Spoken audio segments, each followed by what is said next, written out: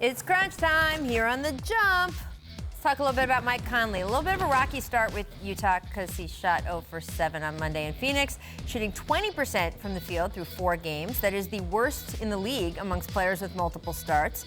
The Jazz host the Clippers tonight, but no Kawhi Leonard. So, Richard, where are you on Conley's start? Are you concerned? Do you think tonight he can get going past a defense that's still going to be tough without Kawhi? Well, yeah, I think Patrick Beverley's a problem, but I think he'll be fine. He's in a new place for the first time, and he's trying to fit in. He's not the best player. He's probably the 3rd best player, so it's going to take some time. He's missing shots he can make, though. He's proven that over and over and over again in his career. I'm not concerned at all. Is he going to shoot 50% for the season? Maybe not, but I'm not concerned he's going to get much better. To me, like James Harden, it's small sample size theater. Willie Cauley-Stein making his Warriors debut tonight. Golden State, major issues with their front court depth. They're giving up an average of 128 points a game, 2nd worst in the league.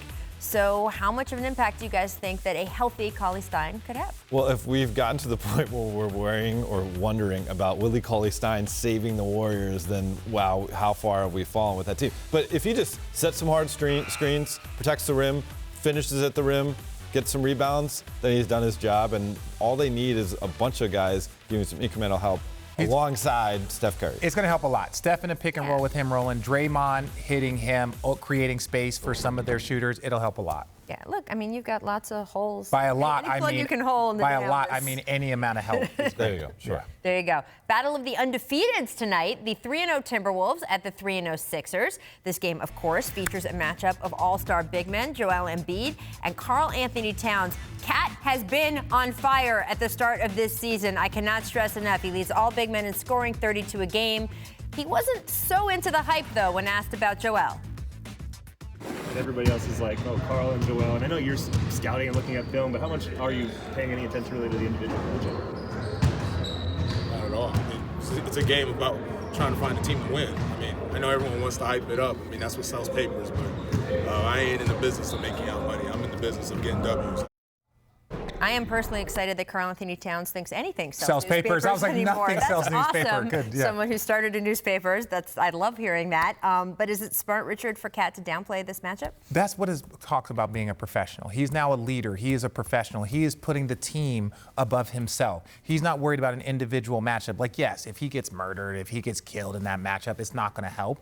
But he's just saying, like, this is about my team. I want to do whatever it takes for my team. I'm not going to go out there and try and outscore him or try and outduel him at the cost of the team. And I think that's a step towards being a leader. That gives me a little bit of hope for the Timberwolves. He also won't be able to out-trash talk him. He won't be able to out-antic him. Those are some of the best things that Joel Embiid is in the league at doing those things. And also, this gets back to Sun Tzu, Art of War, knowing your opponent. Right.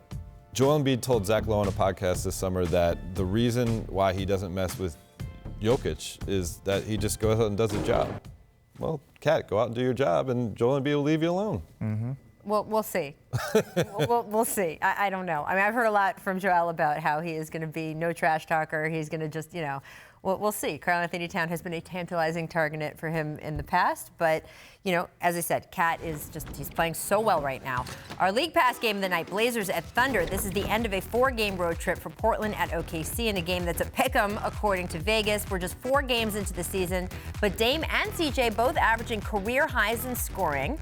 So is this the year CJ McCollum becomes an all-star, Dave McMenamin? I say no. I don't think they're going to win enough games to be in consideration for 2 all-stars. Dame's the better player.